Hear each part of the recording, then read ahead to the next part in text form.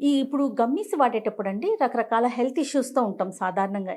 Nowadays చూసుకుంటే అన్నీ అంటే డయాబెటిస్ కావచ్చు, బీపీ అని, థైరాయిడ్ అని రెగ్యులర్‌గా మెడిసిన్ వేసుకునే వాళ్ళుంటారు. వీళ్ళెవరైనా కూడా ఈ గమ్మీస్‌ని తీసుకోవచ్చా?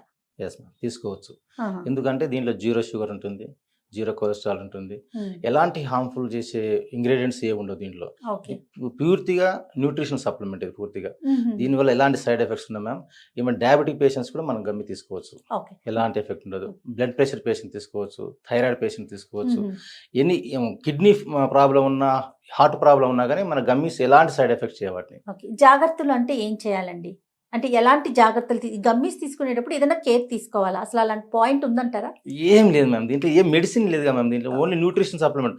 మన ఫ్రూట్స్‌లో ఉండేవి డ్రై ఫ్రూట్స్‌లో ఉండే, నట్స్‌లో ఉండే వాటిని ఎక్స్ట్రాక్ట్ చేసి మనం గమ్మీలో ఫిల్ చేసి ఇస్తున్నాం తప్పితే ఓకే. మెడిసిన్స్ గాని, దీంట్లో స్టెరాయిడ్స్ గాని వేరే ఏం లేవు ఏమీ మ్యామ్ లేదు. దీంట్లో. ఏ టైంకి తీసుకోవాలండి ప్రతిరోజు? నైట్ పడుకునే ముందు తీసుకోవాలి మ్యామ్ దీన్ని. ఆహా!